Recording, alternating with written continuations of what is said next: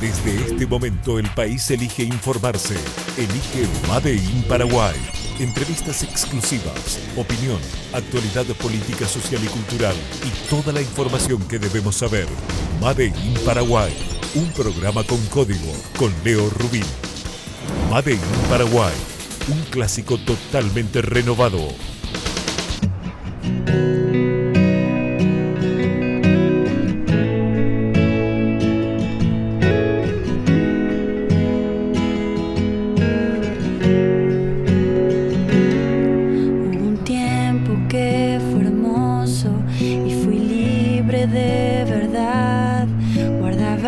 Todos mis sueños en castillos de cristal. Poco a poco fui creciendo y mis fábulas de amor se fueron desvaneciendo como pompas de jabón.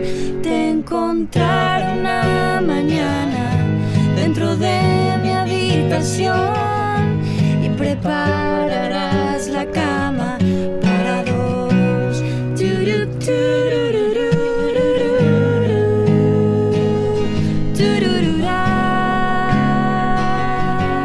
¿Cómo están ustedes? Pero muy buenos días, y a todos los que nos están escuchando y viendo en vivo en este momento a través de nuestras transmisiones por Ñandutí, por supuesto, AM y Ñandutí TV en el canal de Tigo Star. ¿Cómo le va, señor Tobías Rubín? ¿Cómo usted ha amanecido en el día de hoy? ¿Cómo le va, señor? Muy bien. Ya a mitad de mes. Por suerte, lindo sol, el lindo clima. Se fue el fresquito. Por el momento, por lo menos. Hace unos, ¿cuántos? 20 grados aproximadamente. Sí, yo estoy con este pullovercito, pero levanté esta mañana, sentía un poco de frío, pero bueno, la verdad que ahora, como usted dice, arrancó el calor nuevamente. Y después vamos a mirar algunas cosas, Toby, porque hablando del calor, nomás digo, dame un tiempito y te aviso si es que podemos mostrar o no mi computadora. Todavía no, ¿eh? No te me adelantes. No, decía que había visto un tuit del diario El Nacional, donde se habla de temperaturas entre 40 y 43 grados en Paraguay. Obviamente siempre la parte más roja es más caliente y no sé por qué razón, algún día lo sabremos, Paraguay le toca siempre lo más caliente. Meteorología, por lo que yo vi, en los próximos días no llega a marcar tanto. Yo no sé si esto es para la próxima semana o en los próximos días. Estaría bueno hablar con alguien de meteorología, pero fíjense que estamos hablando de temperaturas. Asunción tiene 40 grados. Podríamos llegar a 43 grados. Fíjense, aquí marca entre 40 y 43 grados en la zona del Chaco. E incluso en las noches, en algunas noches acá dice some nights 30 grados, o sea, 30 grados de noche. Estas son temperaturas extremadamente altas. Una feroz ola de calor que golpeará Paraguay, dice también el diario Nacional. Así que hay que prepararse para esto, gente, ¿eh?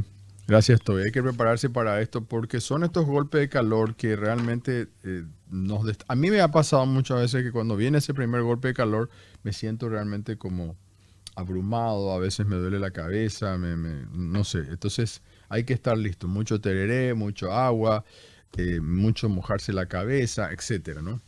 Bueno, mi querido Tobías Rubín, arranca. Hoy tenemos un programa que tiene que ver con un tema que se habla súper poco. Vamos a poner en pantalla primero la tapa de nuestro programa del día de hoy. Estamos hablando del suicidio, un tema que debemos hablar. Tenemos que hablar de este tema. Sí o sí luego tenemos que hablar. Y ojalá prenda este tema en otros medios de comunicación también, que sé que lo habrán tocado en esta semana, donde se habla de la prevención del suicidio, pero tenemos que hablar mucho más. El doctor Aldo Castiglioni, él es un psiquiatra súper especializado, además fue presidente mundial de una red de psiquiatras especializados en el tema de suicidio. Y vamos a tener también el testimonio de Ivonne. Ivonne Gaona es una mamá que perdió a una hija de 21 años. Yo no le voy a tratar el tema a ella porque estuve leyendo mucho y hablando también con el doctor cómo abordar este tema. que es muy difícil hacerlo con padres, madres, familiares. Yo también me siento identificado porque tengo un familiar que se suicidó, pero sí es lo más importante que sí saqué la conclusión es que hay que hablar del tema. Hay que hablar del tema, porque cuando menos hablamos es como un tabú, se queda acá nomás entre nosotros, escondido, y eso no aporta nada. Hay que hablar y mucho del tema.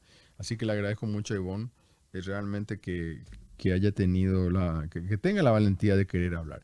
Le voy a dar algunos datos porque son realmente espeluznantes. En el mundo, atención gente, en el mundo ocurre un suicidio cada 40 segundos. Si este dato ya no nos mueve todo el organismo, todas nuestras vísceras inclusive, quiere decir que estamos pensando en cualquier otra cosa. Y deberíamos pensar en esto como un tema de salud pública urgente. Cada 40 segundos. En lo que empezó el programa, hace 7 minutos, ya se suicidaron más de 15 personas. ¿Ustedes se imaginan esta cifra? Es alarmante. Estoy hablando de cifras a nivel mundial. En el año se suicidan 700.000 personas en el mundo. Aquí en América, más de 80.000 personas por año se están suicidando. Es la tercera causa de muerte entre los 20 y 24 años. La tercera causa de muerte entre los 20 y 24 años es el suicidio. El 80% son hombres. Por cada intento de un hombre, 3 mujeres también lo intentan. El 90% de quienes se suicidan, y atención a este dato, el 90% de quienes se suicidan padecen un trastorno mental que es tratable. O sea, el 90% se pudo haber salvado. Y se puede salvar. Por eso vamos a hablar con el doctor que nos va a explicar estas llamadas, estos síntomas, estos mensajes. Vamos a hablar de Paraguay y esto lo publicamos en la página de madeinparaguay.net. De acuerdo a un estudio que hace la Facultad de Ciencias Médicas en la UNA, entre el 2004 y el 2022, es un dato actual, 5.527 personas murieron por suicidio. La mayoría son adultas en un promedio de 36 años. De este grupo hay muchos más varones. El 76% son varones. La cifra que viene es la que podría afectar en los próximos años. Estamos hablando de una proyección al 2027. Estamos hablando de aquí a 4 años.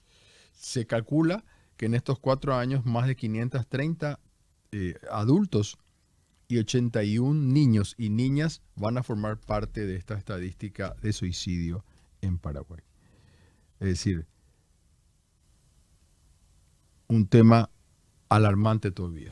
Un tema alarmante, un tema preocupante, que lo vamos a abordar nosotros con la seriedad del caso, con este profesional médico, el doctor Castiglioni, Aldo Castiglioni, y también con una mamá, Ivonne, la mamá de Sophie. Ella tenía 2 hijas mellizas y Sophie es la que decidió partir. Y este es un tema que le vamos a dedicar mucho espacio el día de hoy, porque ante la gravedad de los hechos, ante estas estadísticas que les leí que son realmente muy fuertes, tenemos todas y todos que estar muy atentos. El Estado no da contención, muy poco. ¿Qué pasa si uno, porque después también está el día después, ¿no? Después el papá, la mamá, y esto lo vamos a hablar con el doctor, obviamente, con Ivonne también, uno dice, bueno, ¿qué pudo haber hecho? Se siente culpable, ¿no? ¿Cómo no entendí tal mensaje? Porque nos hablamos de esto. Esta semana se habló acá en la escuela de mis hijos, de mis hijas, y no sé si el abordaje fue tan bueno por lo que me contaron. Quiere decir que le falta preparación también a las maestras. También nuestro compañero del programa que viene antes, que habla de educación, podría un día abordar el tema del suicidio y cómo se explica esto en los colegios y en las escuelas. Esto tiene que ser un tema permanente, no solamente en esta semana. Y hay que hablar mucho. Y no es solamente un tema digo yo en las escuelas y en los colegios, porque ahí donde uno empieza a prepararse de su cabecita, a pensar. Y esta información que nosotros estamos brindando y que va a quedar registrada, podemos poner nuestra plataforma Story también donde la gente nos puede seguir y ver, porque como puse en mi Twitter, además de los que están escuchando en vivo y los que van a... los que nos están viendo en vivo y los que nos van a ver mañana en la repetición, bueno, tienen la posibilidad de ver en YouTube el programa si es que no lo pudieron hacer hoy. Y también en Facebook. Y por supuesto, recordar que estamos en Twitter con nuestras compañeras de Ñandutí Digital, de madeinparaguay.net. Digo que este es un tema trascendental donde el Estado no da abasto en muchas cosas, pero la salud mental, si el 90% se puede prevenir, entonces de estos 5.000 y tantos números de muertes que ocurrieron en estos años, bueno, se podrían evitar 5.527. Quiere decir que se podían evitar 5.000. ¿Sí? Porque el 90% se pudo haber evitado. 5.000 personas que decidieron, que tienen ahí como una herramienta, tienen en su cerebro que es la solución a un problema. Y no es la solución. No es. Es una solución que uno cree que con eso se acaba. Pero ¿y qué pasa con el resto? ¿Qué pasa con la familia? Con el papá, con la mamá, con los hermanos, con las hermanas, con los tíos, con los abuelos. Los abuelos sufren muchísimo. Todos sufrimos. Todos. Entonces, es un tema que hay que hablarlo y hay que dedicarle mayor tiempo. Los medios de comunicación son fundamentales para esto. Claro, hay otras cosas que llaman la atención. Yo puse en mi Twitter esto recién, tuve 2 o 3 me gusta nomás.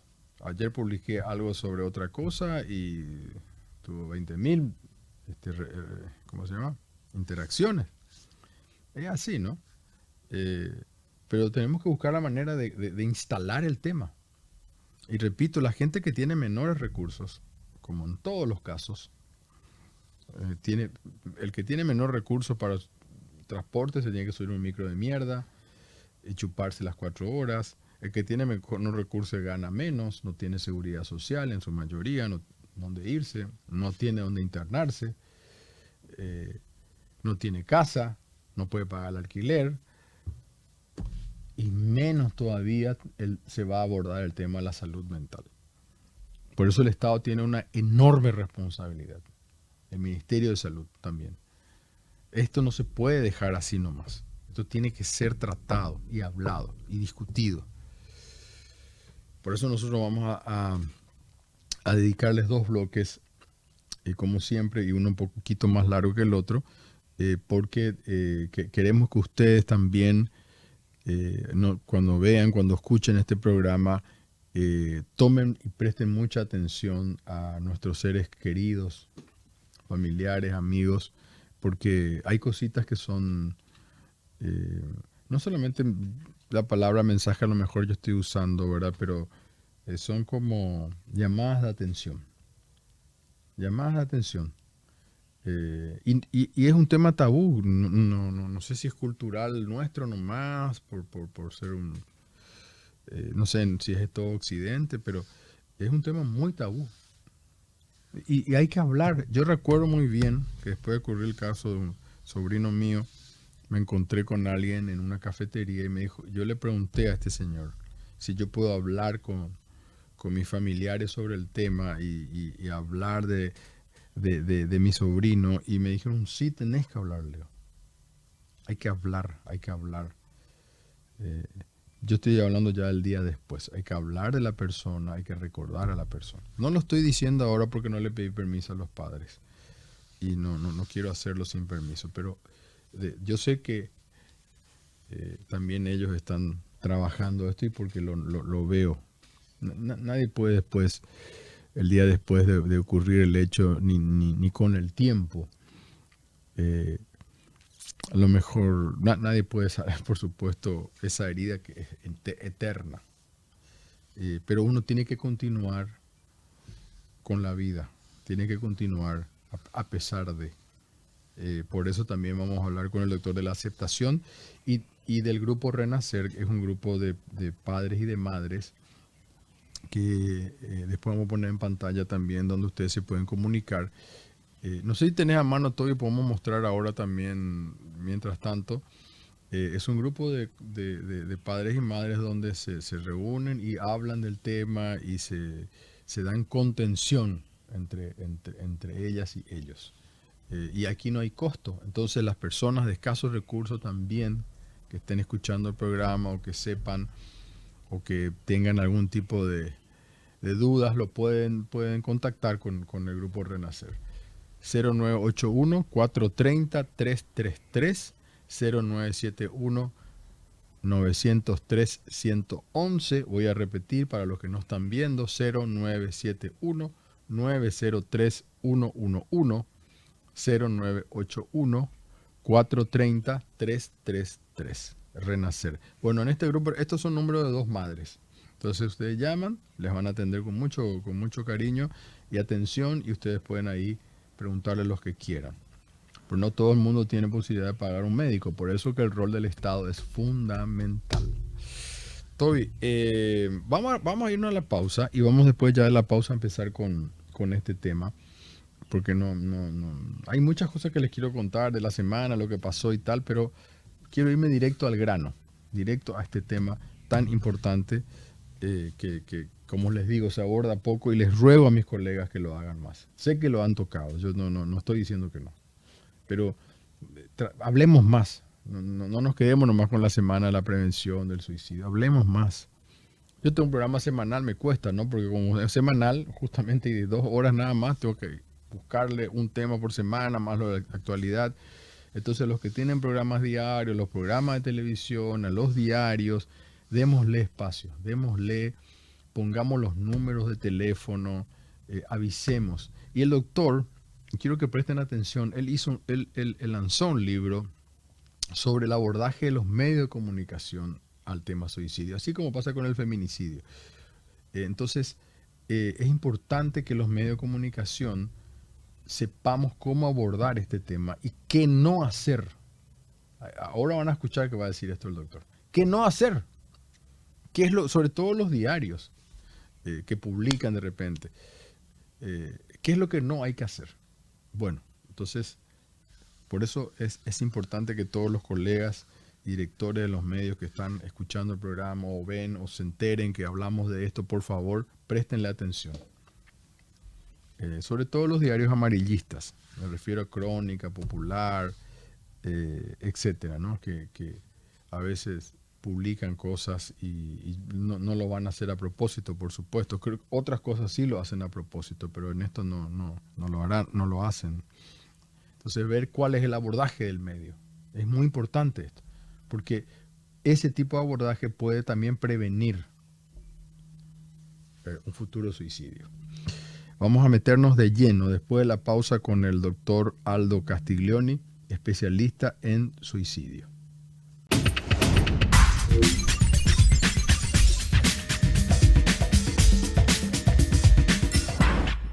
Bueno, aquí estoy muy encantado de poder hablar sobre un tema que tiene que ver con algo que pasó en estos días, se recuerda o se habla del Día Mundial de la Prevención del Suicidio.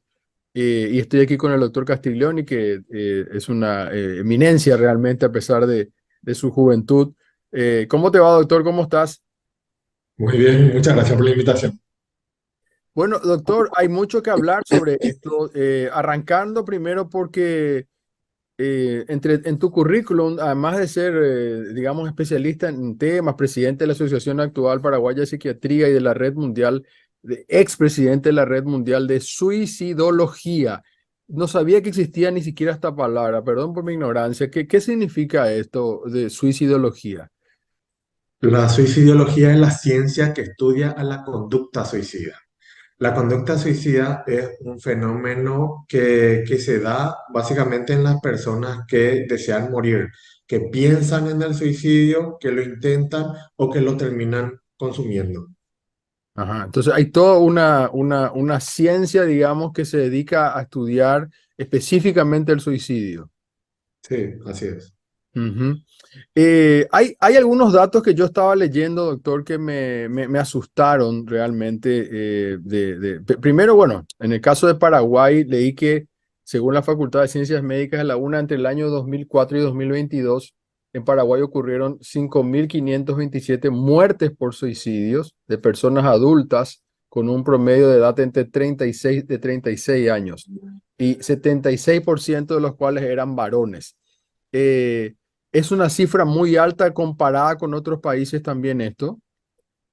No, Paraguay no tiene una cifra muy alta en cuanto a tasa de suicidio comparado con otros países. Tiene una tasa intermedia. Lo llamativo sí es que hay un aumento sostenido a lo largo de los últimos años en nuestro país. Entonces, eso sí es bastante llamativo. La tasa de suicidios en el mundo, en los países de América Latina, va entre 8 y 14 por 100.000 habitantes año, que es un número significativo, pero si comparamos con otras causas de muerte no parece muy alto, pero el suicidio es un grave problema de salud pública porque por cada persona que se suicida hay entre 20 y 40 personas que intentan el suicidio. Por cada persona que se suicida hay por lo menos 200 personas que están contemplando esta opción. Y por cada persona que se suicida, que lo está pensando o que lo intenta, hay un montón de personas que están sufriendo y que están alrededor. ¿Podríamos hablar de los factores de riesgo, por favor, doctor? Hay, el fenómeno suicida es un fenómeno extensamente estudiado y hay algo que quedó muy claro con respecto a la conducta suicida, que la persona que se quita la vida no quiere morir, lo que quiere es dejar de sufrir. Esa es la función que cumple el suicidio, principalmente tener un alivio o frenar un sufrimiento. Y el marco explicativo, la explicación que comparten los tratamientos basados en evidencia, es que la crisis suicida tiende a aparecer cuando las demandas del medio exceden los recursos personales.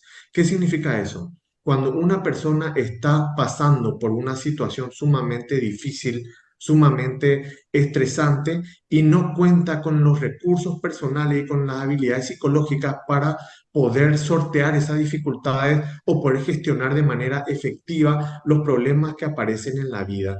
Y es ahí cuando se abre la puerta del suicidio.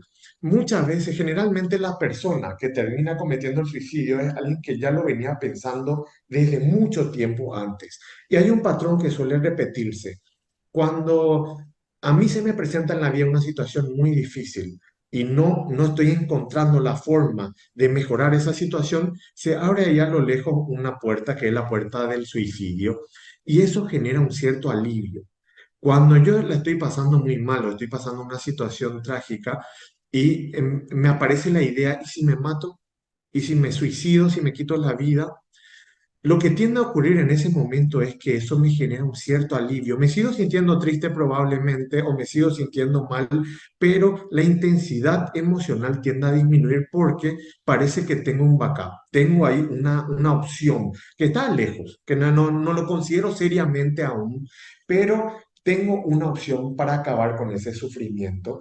El problema es que esto refuerza esa conducta y cada vez que se me presente a mí situaciones adversas o difíciles, es bastante probable que me venga esa idea, porque cumple una función, me ayuda a aliviar ese malestar. El tema es que pueden haber momentos en los que yo esté más vulnerable.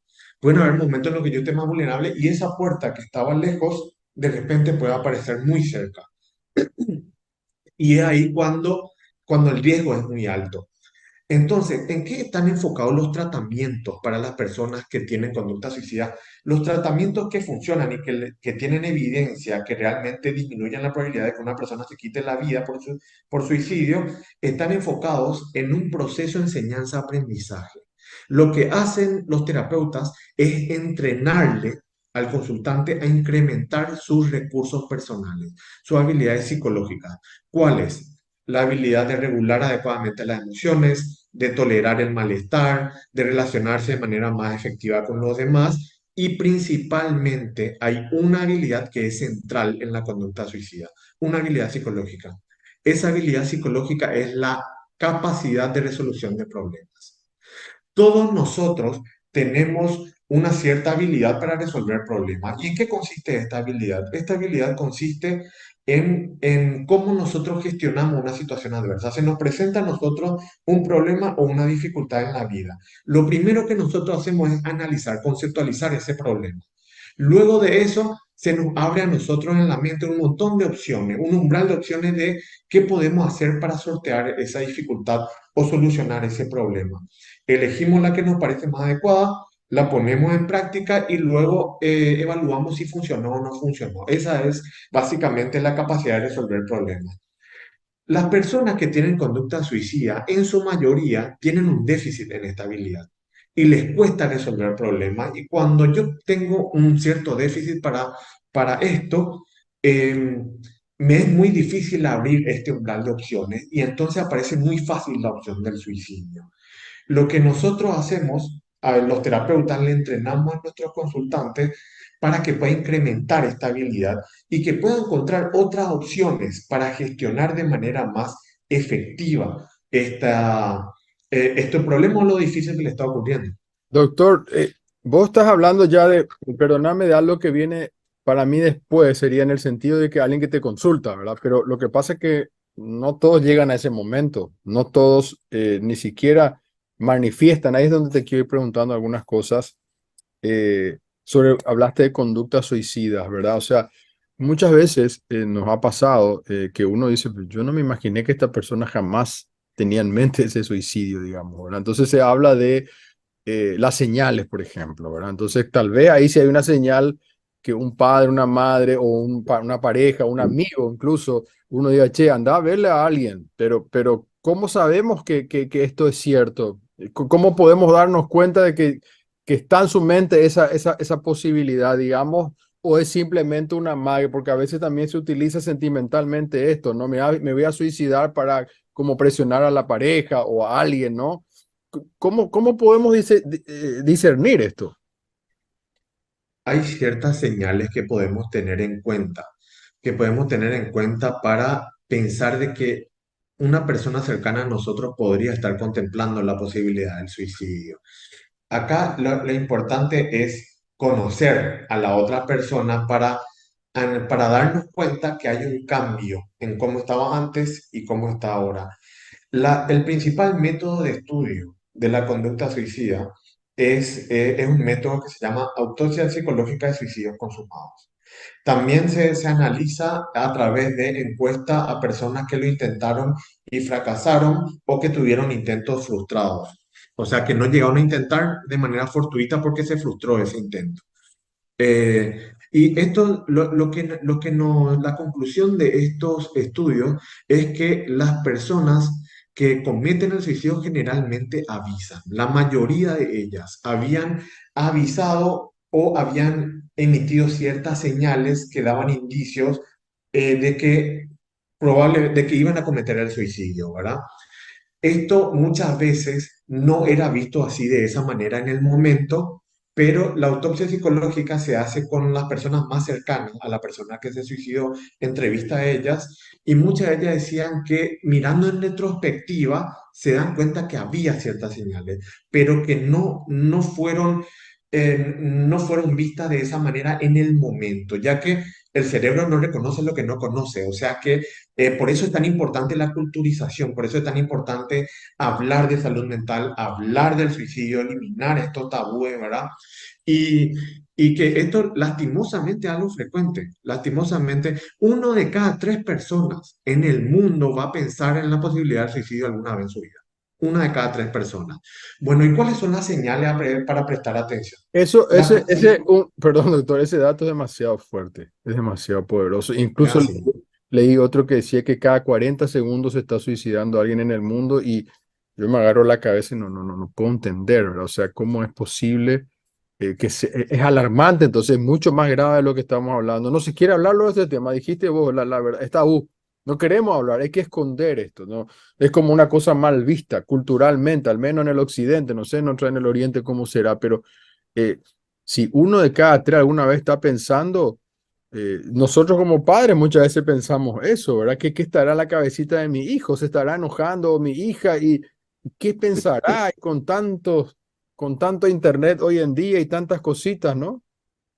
Totalmente, totalmente. Es algo sumamente frecuente, es algo que hay que hablarlo. Hay mucho estigma, hay mucho tabú en nuestro país particularmente. Entonces, así como vos decís, de repente es un tema del cual no hay que hablar. Y al contrario, la evidencia nos dice que hablar de esto mejora el pronóstico, disminuye la tasa de suicidio, ¿verdad? Lo importante es cómo se habla, ¿verdad? Em, las señales, ¿qué es lo que tenemos que tener en cuenta? Cuando tenemos la primera y la más importante es la verbalización directa. ¿Qué significa esto? Me quiero matar, quiero dejar de vivir, todo el mundo va a estar mejor si yo ya no estoy, ya me queda poco tiempo. Todos esos comentarios que a veces son realizados de manera así sarcástica o como broma o como chiste, nunca tomar como broma, como chiste ni como manipulación.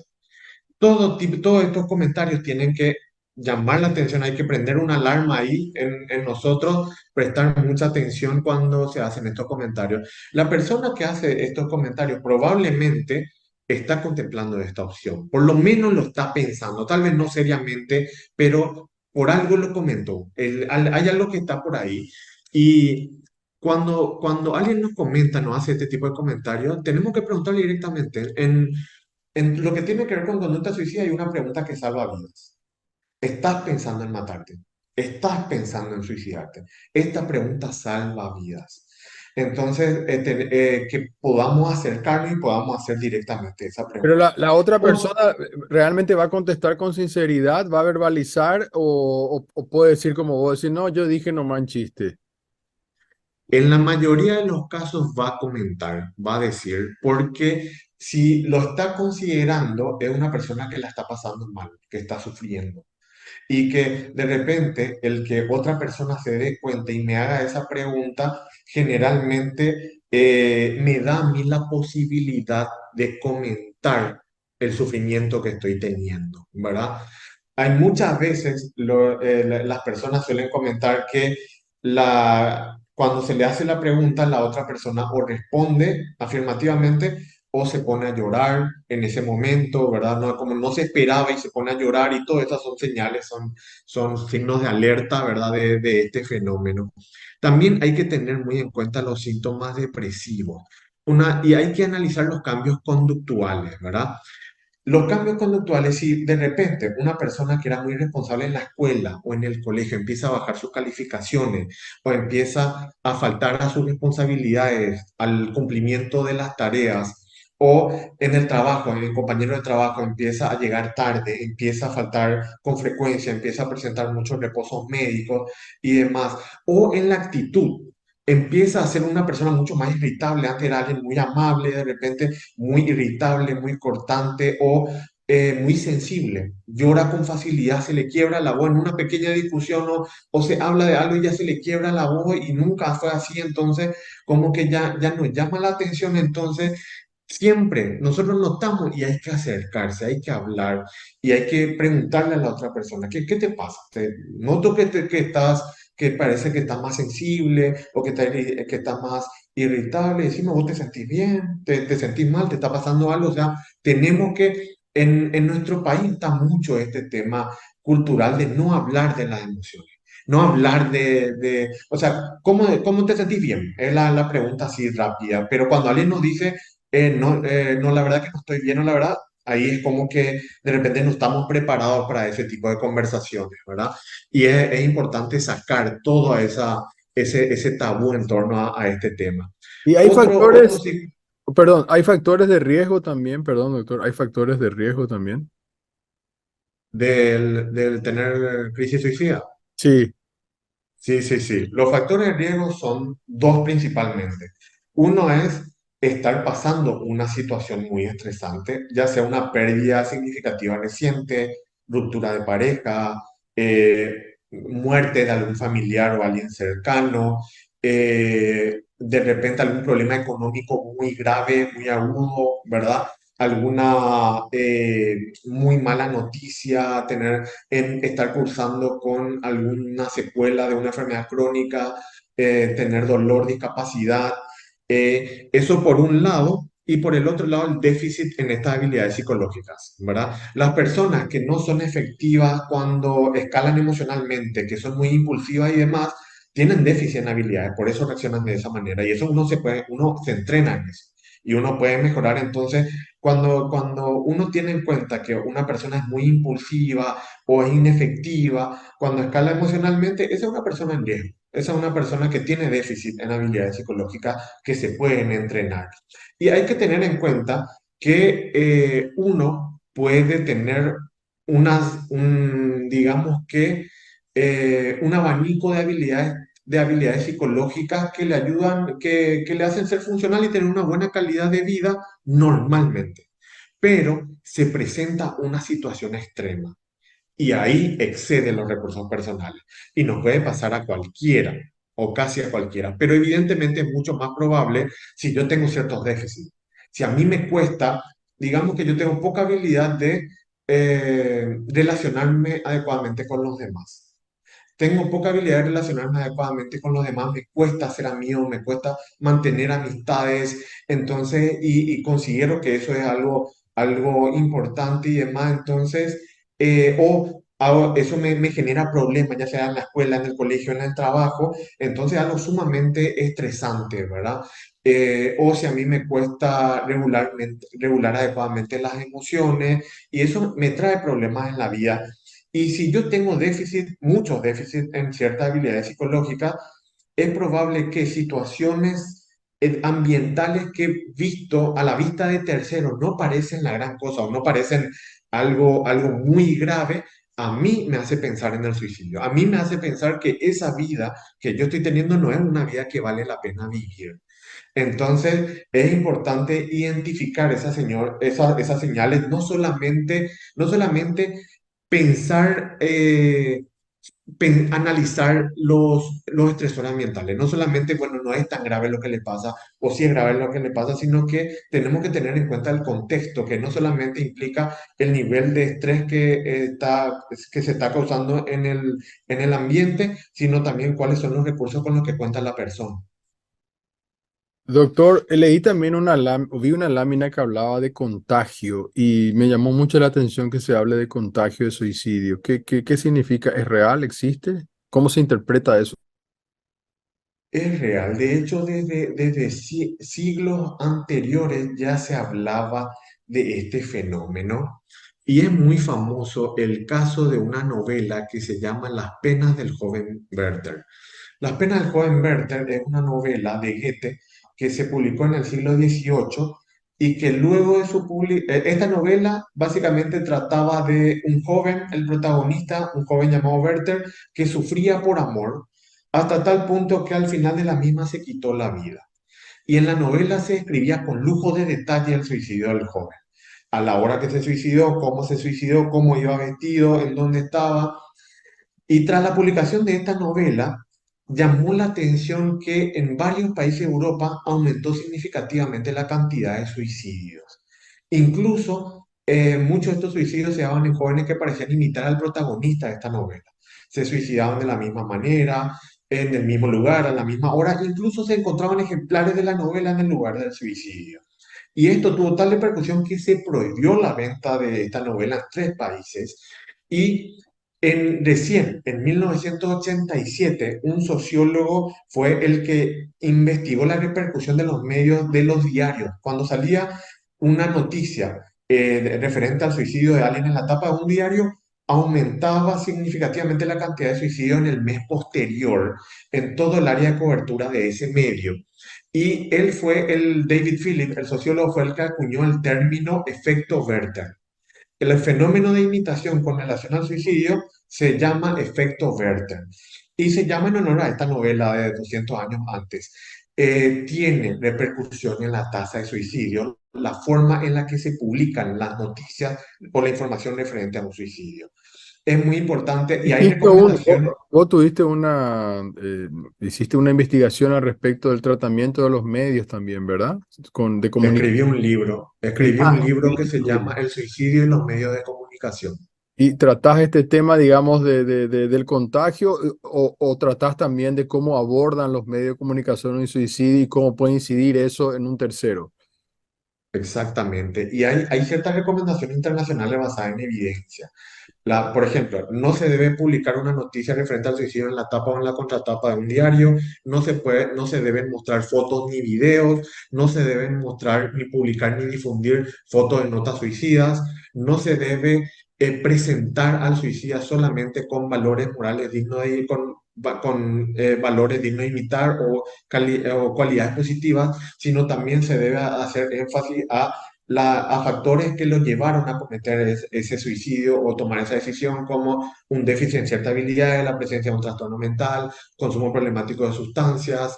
No se debe en la noticia, cuando uno está diciendo, no debe justificar de manera simplista, como por ejemplo se suicidó porque le dejó su esposa o se suicidó porque se quedó sin trabajo. No se debe dar justificaciones simplistas. Y algo muy importante, siempre que se hable de suicidio, se debe de poner de alguna manera o comunicar algún lugar al que pueda recurrir una persona que se sienta vulnerable. Por ejemplo, algo que lastimosamente se hace en nuestro país, de repente se publica los números de los suicidios, ¿verdad? Se publica, este fin de semana se suicidaron 20 personas, se suicidaron 10 personas, y está ahí el dato. Bueno, eso va en contra no está mal hablar del suicidio, que es una problemática, pero si lo vamos a hacer, sí o sí se tiene que acompañar en el caso de necesitar ayuda, puede acudir, puede recurrir o puede llamar a tal número, eso sí o sí. Te cuento una anécdota curiosa con respecto a esto. En el 31 de marzo del 2017 se lanzó por la plataforma Netflix una serie que se llama 13 razones por qué. Esta serie trata de una joven de 15 años que se quitó la vida.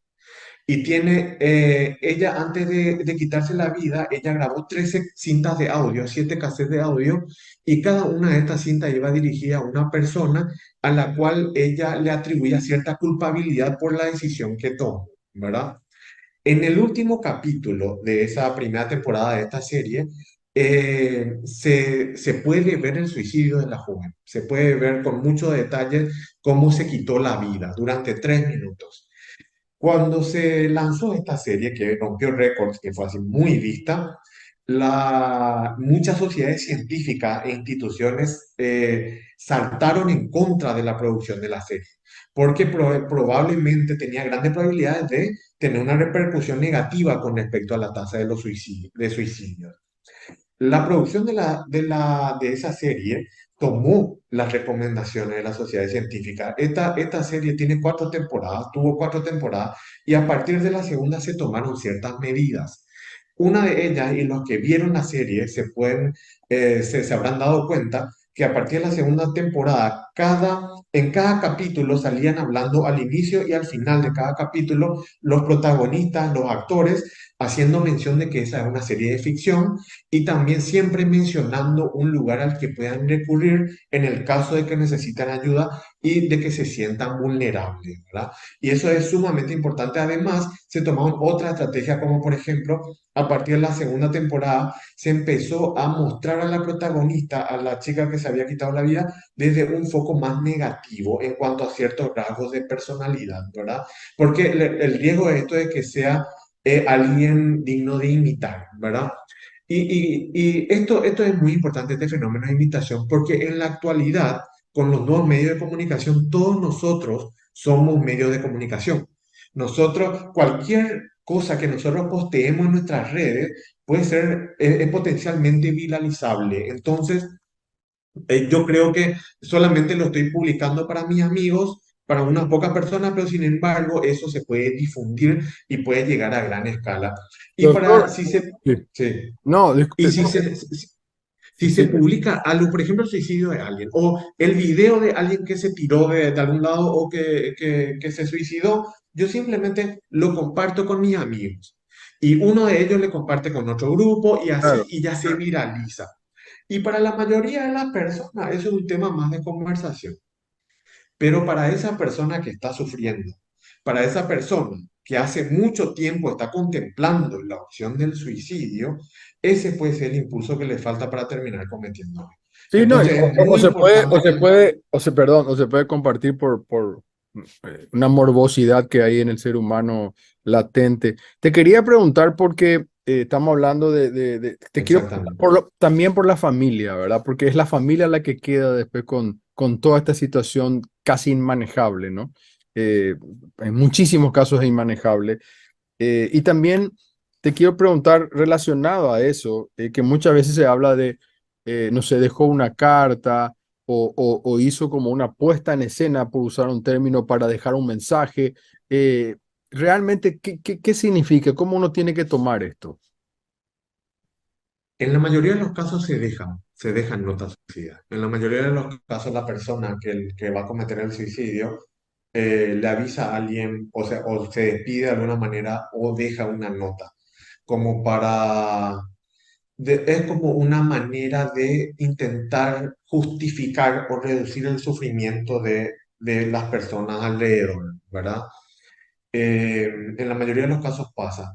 En algunos casos no, en algunos casos no, en algunos casos es como que se desbordó el vaso. Yo ya lo venía pensando muchas veces, ya era algo que a mí se me presenta una situación difícil y a mí se me venía la opción del suicidio. Estaba ahí, estaba en mi cabeza que a lo mejor algún día iba a ser mejor que yo me quite la vida o que iba a ser lo mejor para mí, ¿verdad? Y de repente hubo una situación en la cual que me agarró vulnerable, que fue así sumamente trágica, que me hizo escalar emocionalmente muy alto y en ese momento desbordó el vaso. En ese momento yo ya lo venía contemplando en muchas ocasiones, ya lo pensé, pero en ese momento ya fue algo desgarrador y lo hice, sin pensar en las consecuencias, sin pensar o sea, me sentí tan mal en ese momento, en esos minutos, me sentí tan mal que no pensé en mi papá, en mi hermano, en mi novia, no, lo único que se me vino a la mente en ese momento fue dejar de sufrir, en ese momento, ¿verdad?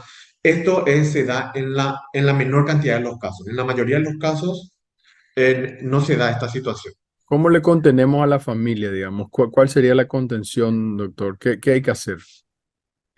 Bueno, acá es sumamente difícil perder a un familiar cercano, a una persona significativa, y lo es aún más perder a una persona cercana por el suicidio, porque eso nos hace analizar y nos hace pensar muchas cosas.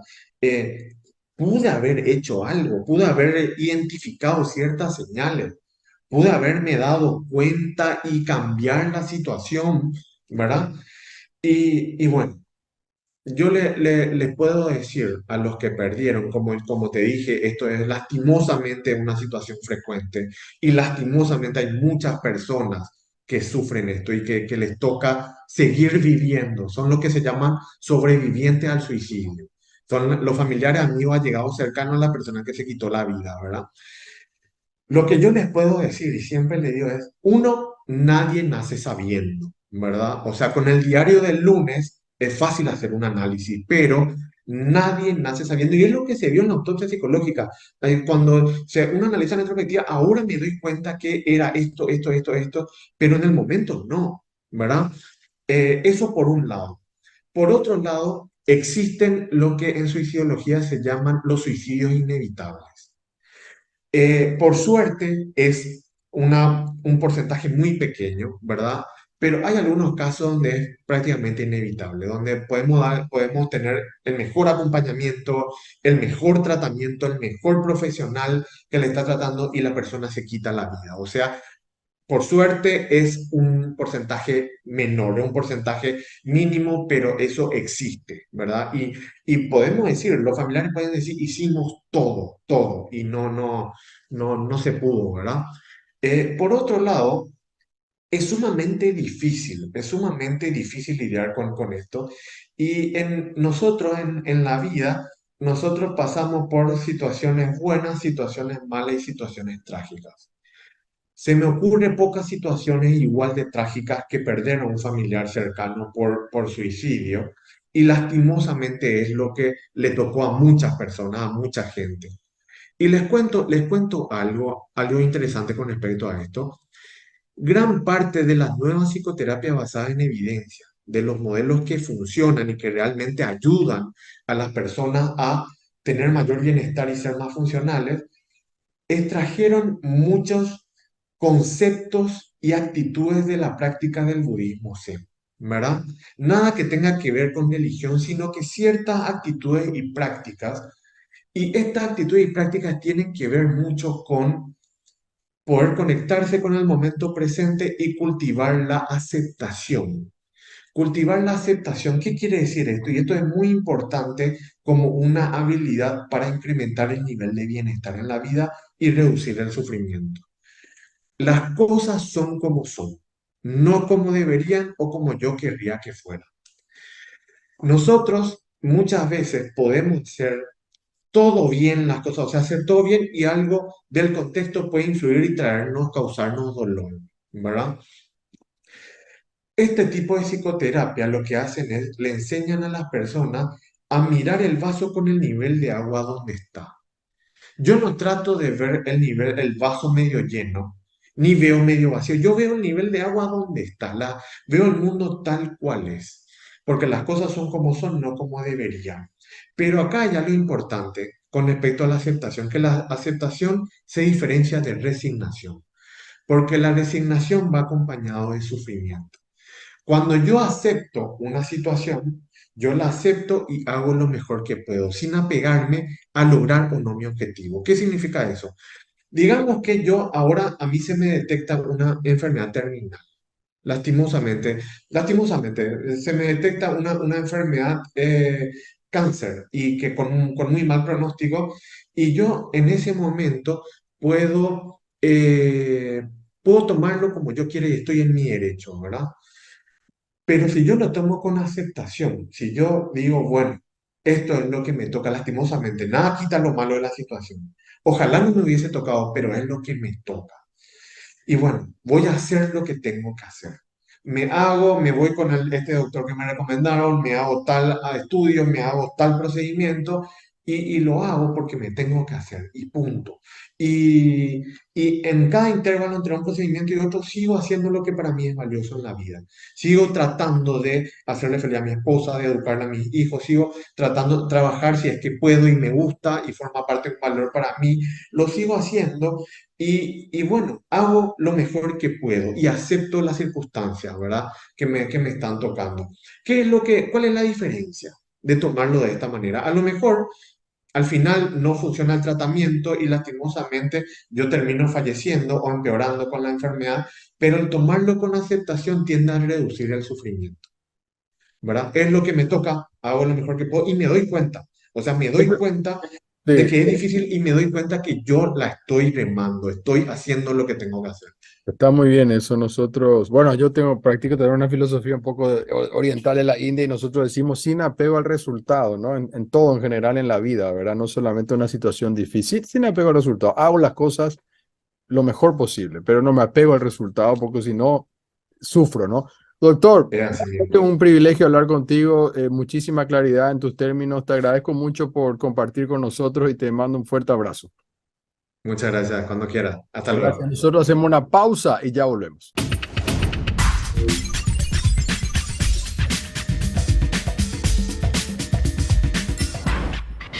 Bueno, aquí estamos con Ivonne. Estábamos hablando recién, Ivonne, con el doctor Castiglioni del Día Mundial de la Prevención del Suicidio. Fue hace algunos días. Y este es un tema que vamos a tener que ayudarnos vos y yo, porque para mí como periodista me cuesta mucho hablar sobre este tema. También me ha tocado de manera muy cercana, a vos como mamá, ni qué decir. Entonces vamos a hacerlo, pero creo que tenemos que hacerlo porque hay que hablar del suicidio. Esa es una de las cosas que yo sí saqué de conclusión de hablar con el doctor, de hablar con otras personas, que tal vez una de las peores cosas que se puede hacer es callarse, digamos, porque uno al callarse como que Primero creo que en el caso de los familiares necesitan, digamos, de alguna manera sacarse esto, ¿no? Es una manera de procesar de otra forma. Pero vos me vas a contar mejor que yo, así que no te preocupes que vamos a ayudarnos ambos a hacer este bloque, mi querida Ivonne. ¿Cómo estás, querida? Buen día primero para saludarte. Buen día, Leo, y a todos. Sí, así como te comentaba, es la primera vez que voy a hablar afuera, fuera de la familia o de los amigos, y también siempre pensé que debe dejar de ser un tema tabú. O sea, la muerte misma sigue siendo un tabú para nosotros como sociedad y el suicidio aún mucho más. Sí. Y todo lo que podamos hacer para ayudar a la gente que está sufriendo, ya sea a las personas que padecen alguna dificultad y que están decepcionadas con la vida o alguna enfermedad o alguna depresión, así como también a los sobrevivientes que le decimos nosotros, sobrevivientes del suicidio, que todo lo que podamos hacer para ayudar es bueno y yo siento que hay que hacerlo, ¿verdad? Es que las cifras que hablábamos con el doctor son muy alarmantes. Cada 40 segundos se suicida una persona en el mundo. 40 segundos, imagínate, no llegamos ni al minuto. Y esto es realmente muy, muy fuerte, ¿verdad? Entonces, si hay una situación tan dolorosa, digamos, fuerte, que nos afecta como sociedad, lo que tenemos que hacer es hablar y tratar el tema de la mejor manera. Y eso es lo que estamos intentando hacer. Por eso yo te agradezco enormemente que te hayas tenido la valentía de hacerlo. En nombre de muchas madres, de padres, de familiares, de parejas, de todo, ¿no? De hijos también que pudieron haber perdido padres seguramente, en distintas circunstancias.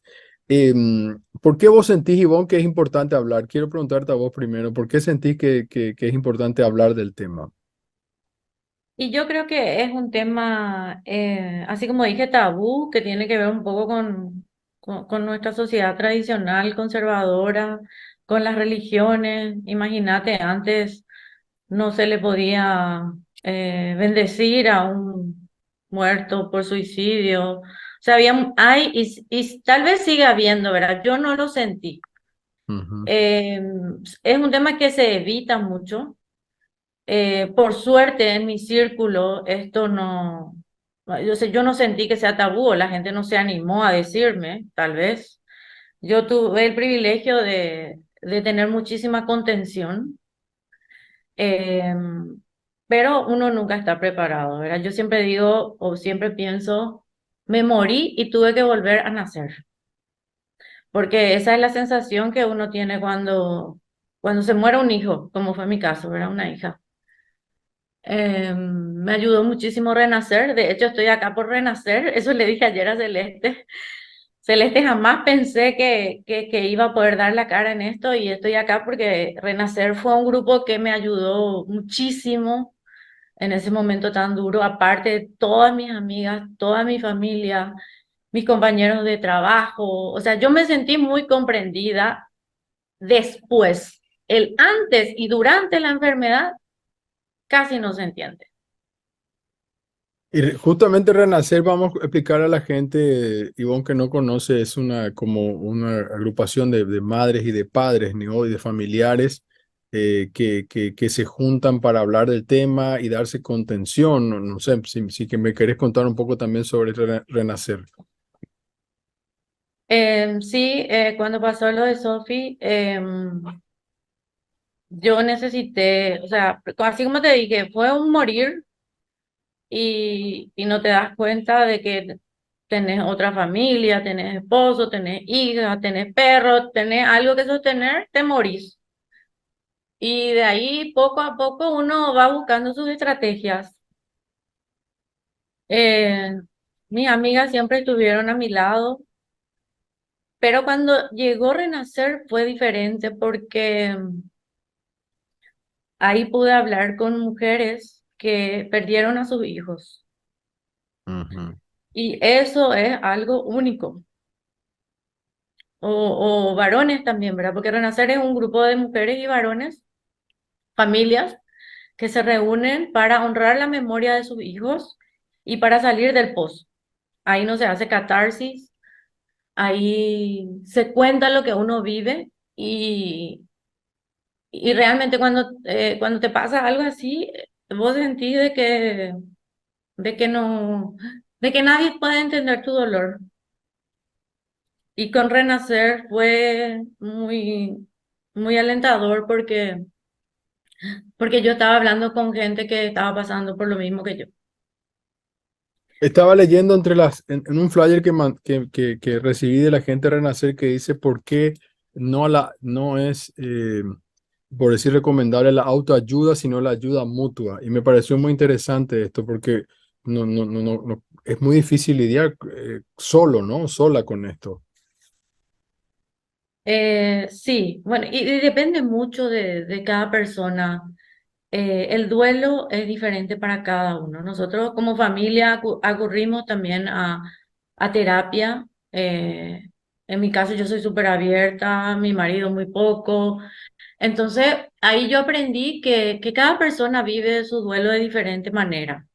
Y eso es muy importante saber, porque a veces uno quiere o por qué no estás llorando, o por qué lloras demasiado, o qué te pasa a vos. Toda la familia vive una situación difícil. Entonces me ayudó mucho saber de que hay que respetar los tiempos, las ganas de hablar o las ganas de callar, las formas de vivir el duelo de cada persona es diferente. Entonces, eso es sumamente importante, más todavía cuando somos padres, madres de familia y tenemos otros hijos. O sea, los hermanos también tienen ese mismo dolor y hay que aprender.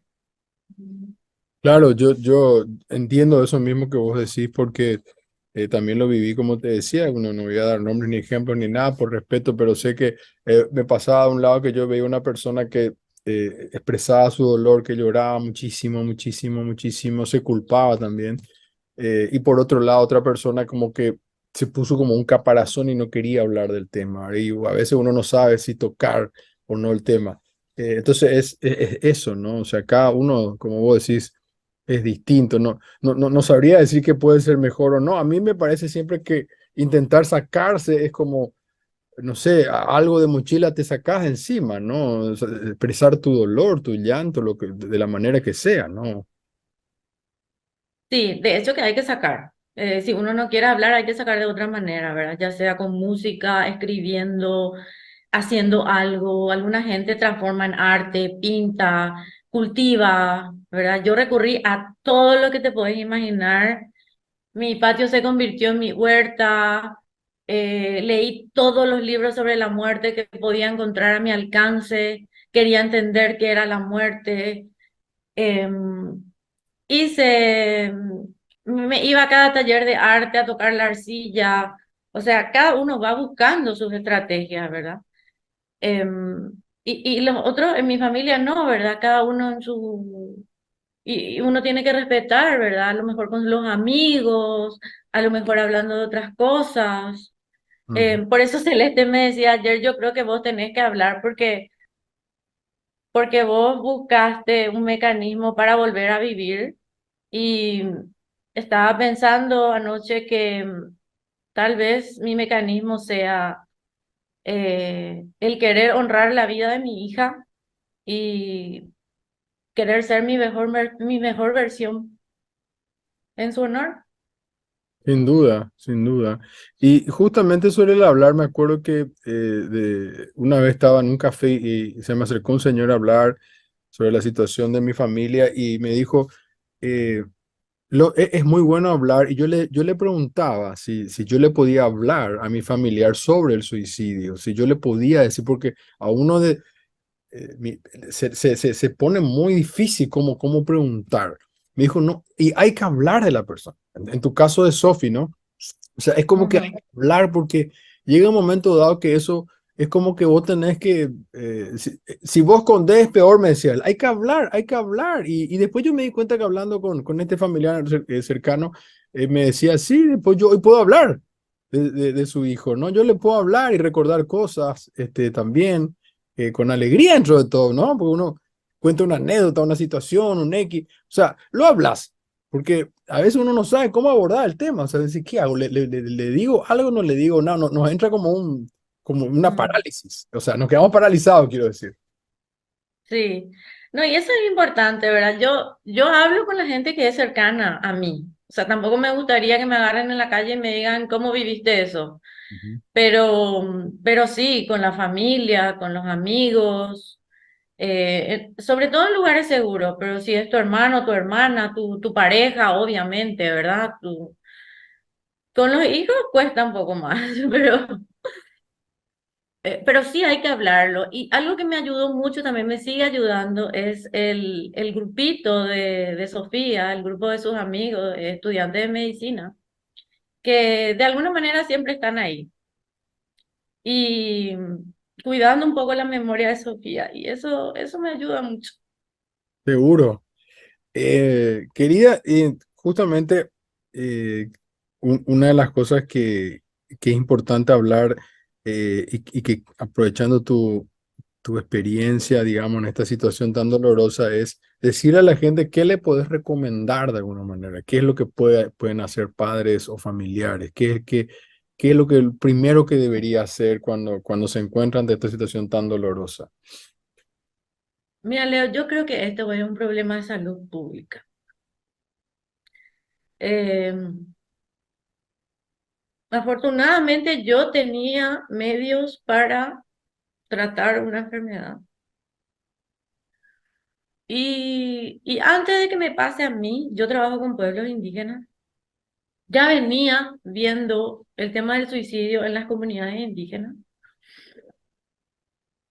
Y es algo que no se está contemplando, que no le está importando al Estado. Y muchas veces yo también necesité ese apoyo social, médico, eh, de conciencia, de entender qué es lo que vive una familia que tiene un problema así, ¿verdad? Em, yo puedo recomendar a nivel personal, así como dije antes, ¿verdad? Uno se muere y vuelve a nacer. Uno los meses siguientes a que su hijo se va. En Renacer me dijeron que pasa igual con los padres que pierden a su hijo, ¿verdad? Que el dolor es el mismo porque perder un hijo es el dolor más grande que puede existir, no tiene nombre.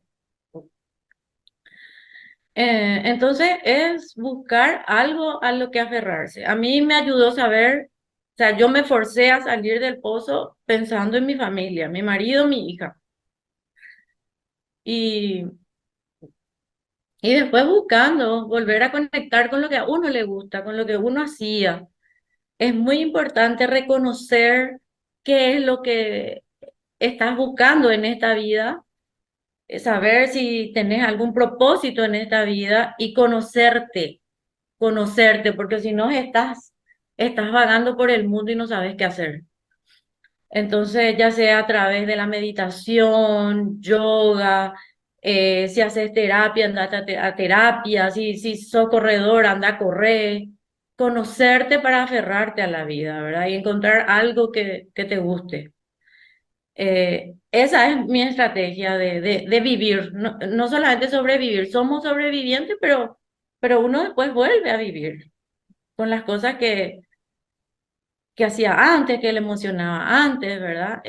Cuidar la vida. Hace poco leí este libro de Viktor Frankl, muy tarde llegó a mi vida y compré unos cuantos y le regalé ahí a los compañeros de Sofía también.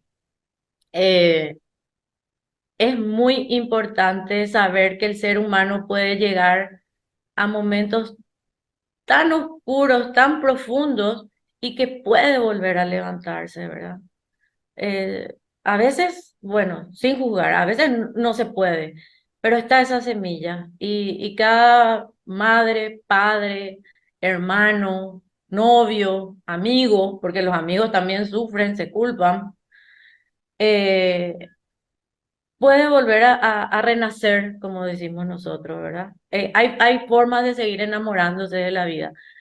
Eso a nivel personal, pero a nivel social, creo que es algo que se tiene que hablar en el Parlamento, se tiene que hablar en las escuelas. eh, Tenemos que empezar a tratar como sociedad, pues es una pandemia mundial, no es solo acá en Paraguay, ¿verdad? Y la gente que más sufre es la gente de menos recursos, porque no sabes a quién recurrir, no sabes quién te va a ayudar. Entonces, es un problema grande que tenemos que afrontarlo como sociedad, yo creo. Sin duda, sin duda. Me decía también el doctor que es importante la aceptación, no el resignación, digamos, sino que aceptar la situación, ¿no? Aceptar que existe esta situación dolorosa y a pesar del hecho seguir adelante, ¿no? O sea, buscar cómo, ¿no? Y como vos decís con el grupo Renacer, de paso le decimos a la gente que puede acercarse a Renacer, ahí no se cobra, ahí es un lugar muy bonito donde poder compartir. Pero quería también tomar eso que decía el doctor, ¿no? No sé cómo lo viviste vos, pero esto de la aceptación, digo. Sí, y es como, es un duelo. eh, yo incluso encontré gente que sigue teniendo vergüenza de decir que es un suicidio o que alguien murió por suicidio, ¿verdad? Para mí nunca fue una vergüenza. Eh, de hecho, que estoy segura que Sofía no hubiese querido que sea una vergüenza. Yo recurrí un poco a esta señora Elizabeth Kubler-Ross, que es una famosa escritora sobre el duelo. Me ayudó mucho, tiene varios libros. Ella cuenta el proceso de qué pasa qué pasa con la gente que se muere y qué pasa porque ella trabajó con enfermos terminales y qué pasa después de la muerte, ¿verdad? Y una de las fases es, la última creo que es la aceptación. Ujú. Igualmente eso no es lineal, ¿verdad? Yo acepto hoy y hay días que me levanto y no acepto. Claro. Y tiene mucho Ay, que ver, hay momentos, me imagino, que son más difíciles de manejar, ¿no? Navidad o los cumpleaños o tu propio cumpleaños, o sea, son fechas donde uno tiene que estar digamos, arropado, por decir de una manera, ¿no? ¿Cómo lo, sí, cómo- sobre todo los primeros años, ¿verdad? Después yo digo, los seres humanos somos hombres de costumbre. Ujú, Los primeros años son terribles esas fechas, ¿verdad? Los primeros 3 años, esas fechas duelen mucho. O capaz siguen doliendo después, pero uno se acostumbra. A mí me pasa que cualquier día me puedo levantar y no aceptar. claro, o sea, depende, obviamente que uno también tiene sus días, ¿no? Todo el mundo tiene sus días, a veces uno está más sensible por alguna razón X, no siempre somos lineales como vos decís. Te quiero agradecer mucho, Iván, por tu tiempo, por hablarnos, por animarte a hacer esto, estoy muy agradecido. Y decirle a la gente, no, esto último, que recurra a ayuda, ¿no? Que recurra, que busque, que vaya a hablar con Renacer o con otra asociación, que hable del tema. Eh, te dejo a vos que me lo digas. ¿Qué le podemos decir a la gente que hoy está sufriendo o sintiendo este dolor al comienzo, ¿no? Que como vos decías, no es lo mismo al comienzo que después de unos años donde uno puede tener un poco mejor manejo, ¿no? Sí, una cosa muy importante, muy importante, si estás cerca de alguien que está sufriendo así, es poder escuchar. Porque la gente no está preparada para escuchar tampoco hablar del dolor. Nosotros evadimos mucho el dolor, ¿verdad? Entonces es tratar de hacer un tiempo y escucharle a la persona que está sufriendo esa pérdida y acompañar. Así como vos dijiste, también yo también creo que es importante sacar, no tragarse, buscar la forma de sacar el dolor, transformar el dolor, ¿verdad? Eh, no negarlo y transformarlo en algo productivo. Pero sí creo que tenemos que hacer el intento de educar para, para vivir las alegrías y los dolores, ¿verdad? Y eso no hacemos todavía. Es un reto la educación emocional en nuestro país. Así es, nosotros vamos a poner igual acá un flyer de Renacer con un teléfono para que la gente pueda comunicarse para los que quieran. Sofi, Ivonne, vamos a recordar a Sofi siempre y gracias por tu tiempo, lo pudimos hacer, me parecía que iba a ser difícil para ambos, pero bueno, te agradezco tu valentía, te mando un fuerte abrazo. Gracias. Gracias, Leo, igualmente. Seguimos con esto. Gracias. Chao, Gracias chao. a ti. Hacemos una pausa nosotros y ya volvemos.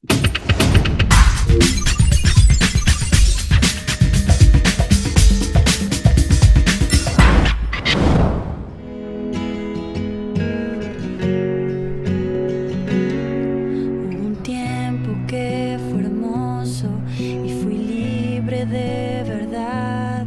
Guardaba todos mis sueños en castillos de cristal.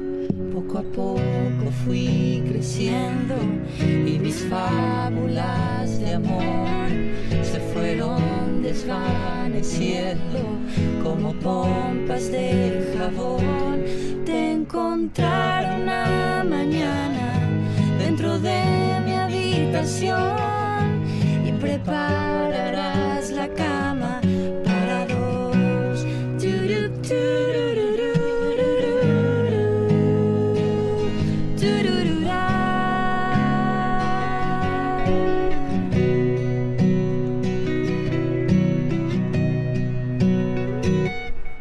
Seguimos aquí después de escuchar al doctor Aldo Castiglioni y también a la querida Ivonne sobre el tema suicidio. Muchas cosas que anoté. Sigo insistiendo que hablar es no solamente muy importante, sino que dijo el doctor que disminuye la tasa de suicidio, el hablar del tema, que es algo frecuente, lastimosamente, que hay alarmas que se prenden, ustedes escucharon, hay cosas que de repente la persona hace medio chistoso, che, ya no tengo más ganas de vivir, o, no sé, él dio varios ejemplos, y encarar a la persona, aunque parezca chistosa, encarar a la persona en un momento, decirle, che, ¿vos te estás pensando en matar, en suicidar? O sea, encararle. Dice que eso ayuda mucho y que la persona suele contestar. Bueno, y habló de muchas cosas, de los cambios conductuales que por ahí nosotros como amigos o familiares tenemos que prestarle más atención a las personas. Esta nota lógicamente la alzamos en YouTube, así que puedes aprovechar también a suscribirte a nuestro canal y ahí está todo. Y también lo vamos a alzar al canal Red de España, donde nuestro programa se emite también en el canal Red de Latinoamérica. Es un canal que está por estrenar también, ahora si hay tiempo después, un diario. Nació como un podcast, después se llevó a la televisión. Esto está liderado por Pablo Iglesias en España.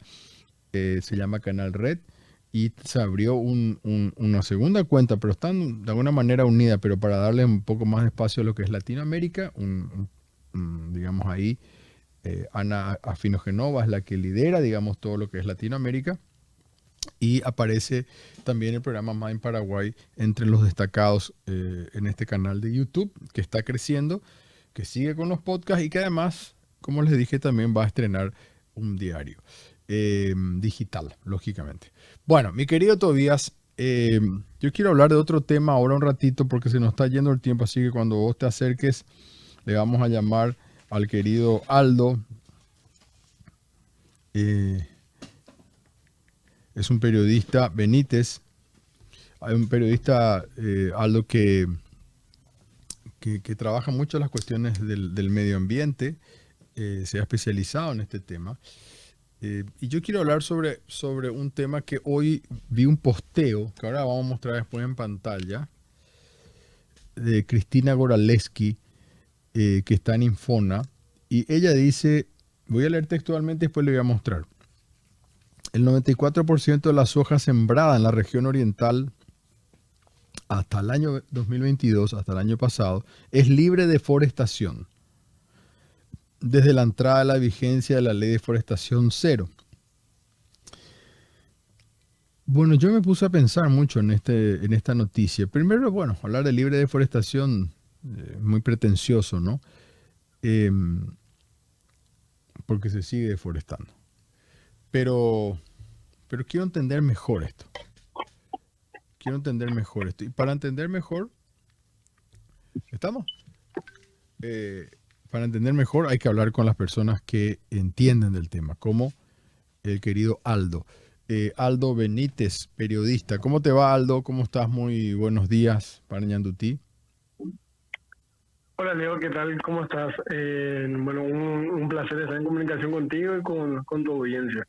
Sí, ahora vamos a poner en pantalla a Toby. Estaba comentando Aldo, pero voy a poner en pantalla para los que están viendo por televisión o YouTube un tuit de Cristina Goraleski, donde ella dice que el 94,5% de las soja sembradas hasta el 2022, desde diciembre del 2004, cuando arrancó la ley de deforestación cero, dice que es libre de deforestación. Parece una respuesta muy, muy linda, digamos, pero quiero entender mejor qué pasa con el resto del porcentaje. Por eso te estoy llamando. Y me gustaría que me des tu opinión. Sí, a ver, sí, también nos vimos ese tweet de Cristina, ¿verdad? Y bueno, antes que nada, Leo, yo o sea, tengo que decir que me parece que el Infona está haciendo un gran trabajo con Cristina a la cabeza en el sentido de, en este sentido. Por primera vez en la historia de Paraguay hay instituciones vinculadas a tema ambiental que están dando datos, ¿verdad? Eso me parece que es demasiado importante. Algo que debería ser luego normal, digamos, pero como acá esas cosas no pasaban, tenemos que decir que que es positivo, y me parece bien que lo digas. Sí, te escucho, sí. Te sigo escuchando. No, o sea, arrancar por eso, porque bueno, ¿qué es lo que pasa? O sea, cuando nosotros, o sea, lo que trabajamos en este tema de reportar sobre problemas ambientales, uno de los grandes déficits que teníamos era justamente eso, que desde el propio Estado nunca se tenía información, ni nunca se daba información sobre qué es lo que pasaba con nuestros bosques o qué es lo que pasa con los bosques, ¿verdad? En Paraguay. Bueno, yo creo que Infona eso en ese punto está haciendo bien, ¿verdad? En dar a conocer estos datos que ellos tienen y esto que por ejemplo, ayer otra vez dieron a conocer sobre un tema súper delicado, que es el tema de la soja. Vos sabés bien cómo eso acá en nuestro país tiene ramificaciones muy fuertes, ¿verdad? Y si bien es cierto, ese número o la forma de presentar parece, a ver cómo decirlo, yo no le encuentro algo muy novedoso, porque digamos que, bueno, se entiende que desde el 2004, bueno, todo lo que hay en la región oriental efectivamente está sobre territorio ya deforestado, ¿verdad? O sea, es lógico que gran parte de la soja esté sobre territorio deforestado, pero para entender un poco el dato o sea, que la visión que desde el Estado se da con este informe es que no se está deforestando tanto para las sojas, supuestamente, ¿verdad? Uh-huh. Es más o menos esa es la mirada, o por lo menos esa es lo que se trata de construir, ¿verdad? Claro, sin embargo, los propios datos 94,5, pues entonces uno dice, wow, qué buena noticia. Sí, exactamente. Sin embargo, cuando sacamos esos porcentajes y vemos los números, yo creo que ahí tenemos una gráfica con datos más alarmantes, ¿verdad? Sí. Sí. En la conclusión, por ejemplo, hay una conclusión. En esa conclusión estamos poniendo en pantalla ahora. Ahí está, ¿verdad? En esa conclusión dice que el 5,5% nomás de toda la superficie de soja que fue investigada y trabajada en este informe representa 162.709 hectáreas que se deforestaron para cultivo de soja en todo este tiempo. Estamos hablando de casi 16 años, 17 años. Y es una cifra súper alta, Leo, teniendo en cuenta que desde hace 17 años está la ley de deforestación cero. O sea, ¿qué pasó? ¿Cuál es gestión jurídica de los responsables de que haya desaparecido casi 10 Asunción juntos en todo este tiempo? Porque estamos hablando de 162.719 hectáreas que en promedio da, dividiendo los 17 años, da como promedio 9.500 hectáreas por año que se está deforestando en la región oriental. O sea, ahí ese Para 5 la soja, porque eso para es, la soja, para la eso soja. es, Porque sí, ahí para está, la soja. ahí está este 5% que parece engañoso. Y Exactamente. le decimos eso a Que Cristina, parece poco. muy poco. O sea, 162.000 hectáreas siguieron siendo forestadas, tiene que decir el informe. 162.000 hectáreas siguieron siendo forestadas. Sí. A pesar de la deforestación cero, A pesar 162.000 de una hectáreas ley, de una ley. a pesar de una ley que califica la situación como crimen, ¿verdad? Entonces estamos ante una situación, o sea, para mí el informe es contundente y es súper interesante porque te da estos datos. O sea, estamos diciendo que cada año, desde el 2005 hasta el 2022, se deforestaron casi una Asunción entera por año en la región oriental para plantar soja. Es muchísimo, es grande y es contundente teniendo en cuenta que se está tratando de una zona donde hay una ley que prohíbe eso.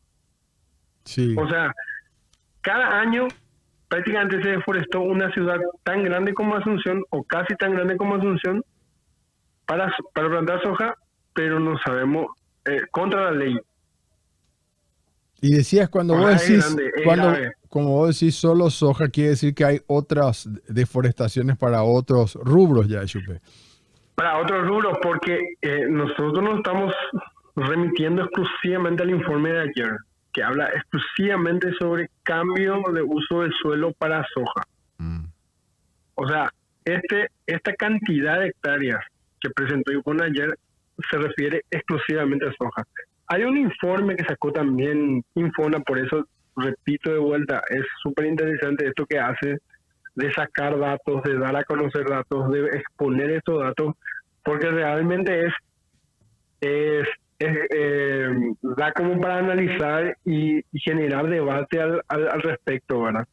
En el último informe que sacó justamente Infona sobre, para que te digo bien, el reporte nacional de cobertura forestal, que es del 2020 al 2022, esto dio a conocer Infona hace apenas unos meses, un mes, 2 meses atrás más o menos. Te leo así rápidamente.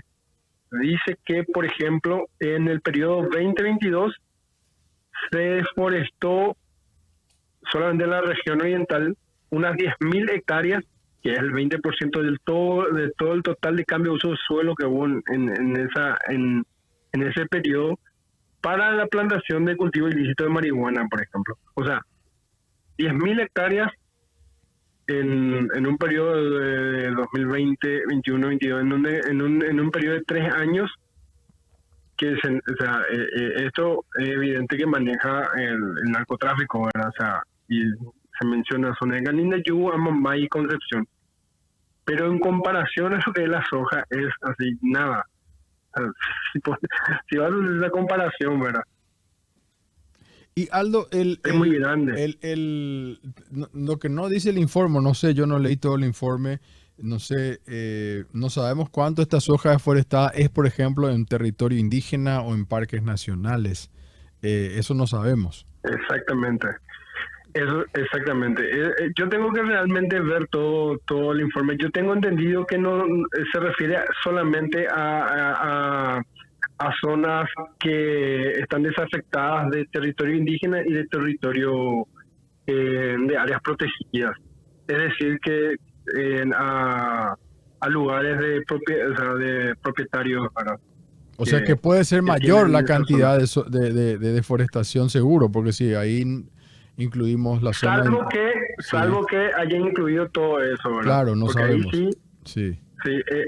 Tengo que realmente revisar bien o hacer las preguntas correspondientes para determinar, porque si es que incluye el tema de las áreas protegidas, incluye territorios indígenas.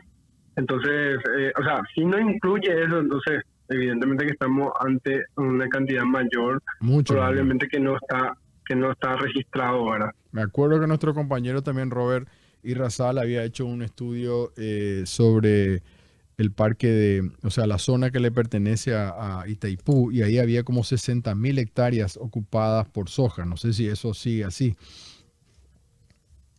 Por ejemplo, sí, exactamente. Recuerdo ese trabajo de Robert justamente. Y hay que ver si es que realmente... Pero el informe es completo, el informe muestra, o sea, explica la metodología que usaron para la elaboración de los mapas, por ejemplo, ¿verdad? Ujú. Entonces es cuestión de darle una lectura completa y ver si realmente incluyeron a las áreas protegidas y a los territorios indígenas, porque ahí podría cambiar las perspectivas con respecto a estos números, ¿verdad? Algo Pero sí. por lo que yo estoy viendo es incluyeron a nivel general todo el territorio oriental, de la región oriental, sin especificar en territorios indígenas o áreas protegidas, sino directamente delimitaron por departamentos. Es lo que parece. Te mando un abrazo, Aldo. Gracias por tu tiempo. Un abrazo, Leo. Muchas gracias. Gracias. Bueno, no queríamos dejar pasar esto porque este es uno de los temas que nosotros tocamos acá en MADE en Paraguay, ¿no? El tema del medio ambiente, y por eso es importante que lo resaltemos. Así que hay 162.000 hectáreas, mi querida Cristina Goraleski. Es gravísimo. Y también a la Fiscalía, porque es un crimen y no hay nadie preso ni detenido por deforestar. Nadie. Ningún sojero, ningún empresario grande, ningún ganadero, ningún narcotraficante. Algunos campesinos siempre, por supuesto, porque siempre es más fácil meter preso a un pobre por robar gallinas o por echar 5 árboles que a los grandes terratenientes. Mostrame la pantalla, Tobías Rubín, antes del corte. Se va Guillermo Barros Esqueloto. Es un hecho que Paraguay, después de las primeras 2 fechas y cosechar un solo punto, va a destituir a Guillermo Barros Esqueloto. No sabemos todavía quién vendrá, ¿no es cierto? No sabemos, pero lo que sí que es que el Loto se despide con 17 partidos dirigidos y solamente 4 victorias, 4 empates y 9 derrotas. Metieron un gol en los últimos 10 partidos. ¿Un gol en 10 partidos? De eliminatorias, sí. Ah, en eliminatorias, pero no con Guillermo. ¿O sí ya con Guillermo? No, partidos de eliminatorias y la mayoría fue con Guillermo. ¿Y cuándo arrancó él? Él arrancó... No convirtió en 10 de sus últimos 11 partidos de eliminatorias Paraguay. Te preguntaba si Guillermo arrancó ya en la eliminatoria anterior, en la última fase, o... Sí, ya arrancó en... Y bueno, y arrancamos con mucha ilusión esta nueva temporada. Bueno, la dirigencia recibió el mensaje rápidamente, la queja de todos y de todas. Guillermo Barros Esqueloto entonces ya no es técnico de la selección paraguaya. Vamos a la pausa y ya volvemos.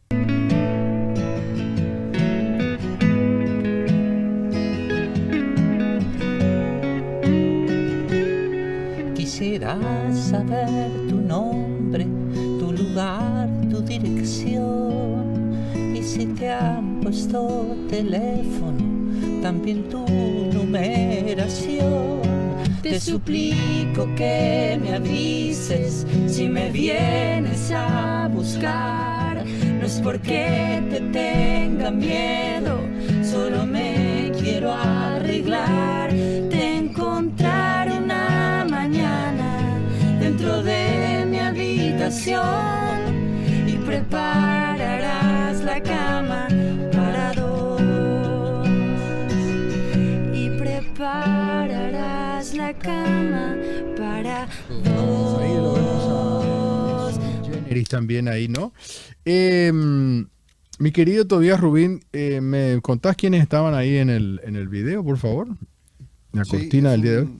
Es un cover de Salo Pantalla, se llama el ex grupo argentino, ahora ya cada uno es solista, Ya. con el maestro Nito Mestre. Así es. Nito Mestre estuvo en Paraguay cuando nosotros inauguramos la Rock and Pop aquí en San Bernardino. Fue uno de los eventos, habíamos hecho 4 fines de semana en una casa que teníamos donde estaba la cabina. había un patio ahí atrás y estuvo Nito Mestre tocando ahí. Bueno, mi querido Tobías Rubín, es momento de escuchar a la ingeniera Mercedes Canese. Dale, vamos. La soberanía se ejerce. Eso es lo que esperamos en este momento del presidente paraguayo Santiago Peña. Él ha dicho que como forma de protesta porque Argentina quiere cobrarnos un peaje que no corresponde en la hidrovía, espacio donde es muy importante para Paraguay que se respete la libre navegación de los ríos, va a retirar más energía de Yacyretá y va a tirar agua por el vertedero de Añacuá en vez de producir energía. Y en realidad no debería decirlo. Lo que debería hacer es ejercer la soberanía. Sencillamente contratar el 100% de nuestra energía de Yacyretá y también de Itaipú. Por supuesto que también de Itaipú. Y a partir de ahí negociar con nuestros vecinos diciéndole, bueno, yo ya contrato todo. Si ustedes están interesados, páguenme el precio de mercado. No tirar agua para el vertedero. Eso es tirar plata paraguaya también, ya que nosotros recibimos en el orden de $10 por megawatt hora por cada megawatt que se produce en esa central de Añacuá. Y entonces al tirar el agua para el vertedero estamos tirando nuestra plata. ¿Para qué vamos a tirar nuestra plata si podemos generar energía y cobrarle el precio de mercado a la Argentina? Además, muy interesante, hace años venimos diciendo que hay que hacer eso, que hay que retirar toda la energía paraguaya de Yacyretá, ya que nosotros usamos más que nuestra mitad en Yacyretá. ¿Y por qué nunca se hizo y ahora de repente se puede hacer? Antes era técnicamente imposible, antes diplomáticamente inconveniente, y sin embargo, ¿qué es lo que cambió para que ahora sí podamos hacerlo? Porque no lo hicimos siempre. Y no nos olvidemos que en el acuerdo Cartes-Macri, Cartes aceptó construir Añacuá para beneficio de Argentina principalmente, sin pedirle nada a cambio. Lo mínimo que teníamos que haberle pedido era que se reconstruya el ferrocarril que por tratado de Yacyretá se tenía que reconstruir y que hoy, hasta hoy, sigue inundado y sin funcionar del lado paraguayo, fundamental para un país sin litoral como es Paraguay. Entonces, señor Santiago Peña, la soberanía se ejerce. A la ingeniera Mercedes Canese, como siempre, nuestra columna semanal sobre todo temas de energía. Bueno, llegó el momento de Descubriendo a China. Ya hemos hablado de naves espaciales, hemos hablado de gastronomía, hemos hablado de Confucio. Hoy nos toca otro tema. ¿Qué será? Adelante. Amigos, bienvenidos a Descubriendo China, programa producido por CGTN Español. Hemos llegado a la mitad de septiembre, lo que indica que nos adentramos en el hemisferio norte en el otoño. Y en esta época en China se celebran varios eventos internacionales relacionados con las rutas globales de comunicación e intercambio de bienes y servicios. De hecho, este tipo de intercambio tiene una historia que se remonta a más de 10 siglos atrás, destacando productos como la seda, la cerámica y el té en su desarrollo histórico. Sin lugar a dudas, la porcelana es una de las grandes contribuciones culturales de China al mundo. Su encanto radica en varios aspectos. La diversidad de formas que pueden tomar los productos de porcelana, desde teteras y jarras hasta vasos y botellas, es asombrosa. Las líneas de diseño suelen ser simples, rectas y elegantes, lo que añade una gran belleza estética a estas piezas. Desde el punto de vista de color, las porcelanas chinas han experimentado una evolución interesante. Antes de la dinastía Ming, hace 4 siglos, eran relativamente simples y sin adornos. Posteriormente se popularizaron las porcelanas pintadas, que suelen presentar colores vivos, barnices transparentes brillantes y hermosos dibujos decorativos. Son consideradas obras de arte preciosas y dignas de colección. Entre todas las porcelanas, las de color azul y blanco son especialmente valoradas. Para producirlas, es necesario que la formación de color de barniz coincida con un momento en el que el cielo se aclara después de la lluvia. Las porcelanas azul y blanca producidas en la ciudad de Jingdezhen, conocida como la capital de la porcelana de China, se consideran las mejores del país. La cerámica barnizada de 3 colores de la dinastía Tang hace más de 1000 años es sin duda otro tesoro de la porcelana china que ha ganado fama en todo el mundo. Esta cerámica se caracteriza por el uso de 3 colores básicos: amarillo, blanco y verde. Sus diseños son naturales y magníficos, y sus figuras son especialmente originales. Es precisamente a lo largo de la ruta de la seda que la porcelana china se hizo famosa en todo el mundo, y la cerámica de la dinastía Tang es un hermoso testimonio de esa rica tradición.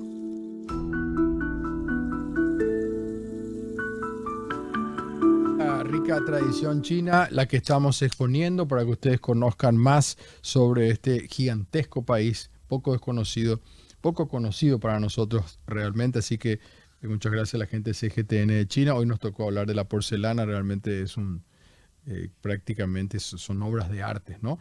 Bueno, mi querido Tobías, nos quedan 5 minutitos, vamos rápidamente a internet. Cuéntenme qué pasó en Ñandutí esta semana. Cómo no, lo más destacado en el Twitter esta semana en @Nanduti fue un asalto frustrado. Frustran asalto en local de shopping ubicado en Villamorra. El personal del local forcejeó con el malviviente y logró que este salga huyendo, dejando caer en el local un arma de fuego y una mochila. El arma falló al tratar de disparar, según la víctima. Tuvo casi 400 retweets y más de 1000 me gustas en X, en Twitter. Bueno, y en el Facebook, esto fue también muy viral. ¿Será así en la vida real? Exhibición del simulacro de actuación del grupo Lince en la detención de personas en cometido de hechos punibles. Esto fue creo que fue en la Fuerza Armada, y tuvo 407 me gustas y 113 comentarios en el Facebook de Radio Ñandutí Digital AM. Muchas gracias, Toby. Nos dejó Fernando Botero. Fíjate en pantalla, vamos a escuchar algo de su voz. Estamos hablando de un artista extraordinario colombiano. Vamos a escucharlo. En Amazonas con mi marchand de Nueva York, Pierre Rebé, y fuimos a un pueblito, pero pues no, pueblito es una gran palabra porque eran 4 casitas y una tiendita. Se llamaba Puerto Nariño, en el Amazonas. Y había una reproducción de un cuadro mío pegado en la pared. Es decir, mi marchand de Nueva York nunca había estado tan impresionado cuando vio que en el Amazonas, en ese pueblito, había una obra mía en la pared.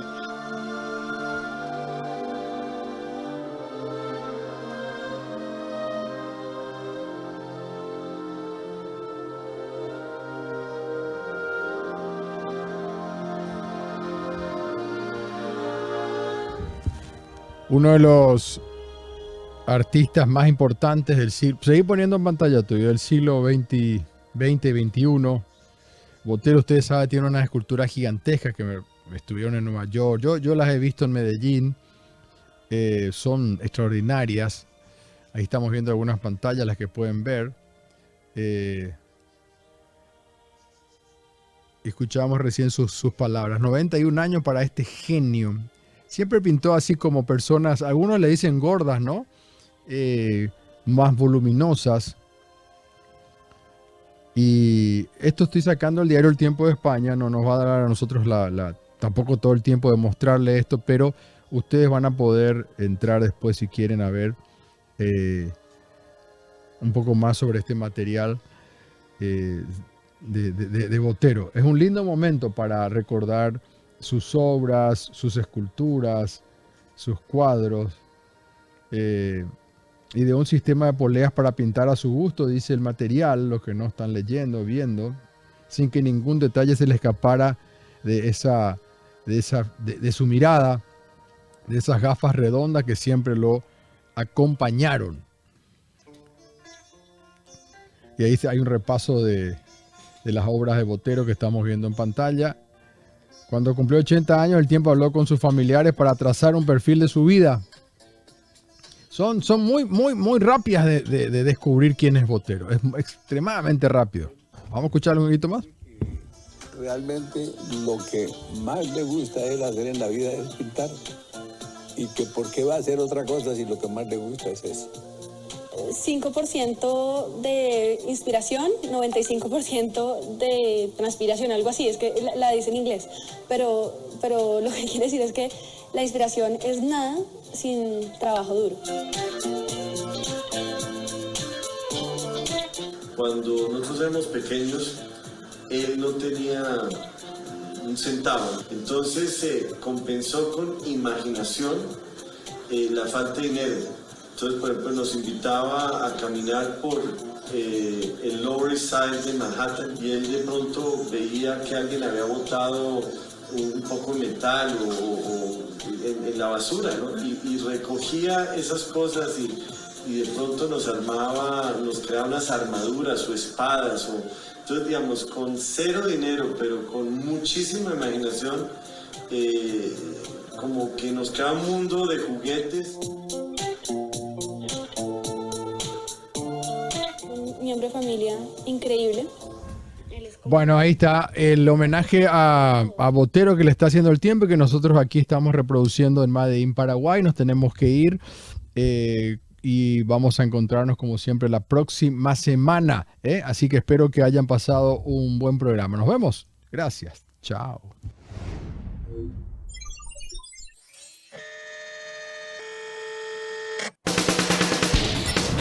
El país eligió informarse. Eligió Made in Paraguay con Leo Rubín. Hasta la próxima semana.